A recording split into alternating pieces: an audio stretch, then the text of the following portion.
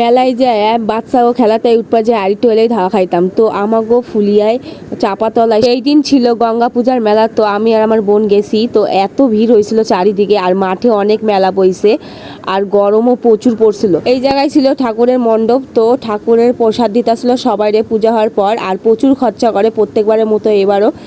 আর প্রচুর লোক হয়েছিল, কি কমু তোমরা না দেখলে বুঝবা না। আর এইদিকে দেখো সব মানুষ গঙ্গা সাইডে বসে রয়েছে, বিশ্রাম করতেছে। হাওয়া তো সেদিন একটুও দেয় নাই, অনেকে কালাবস্ত্র নামে ওই জায়গাটাতে চেনে। এইদিকে দেখো গঙ্গার ভিউটা।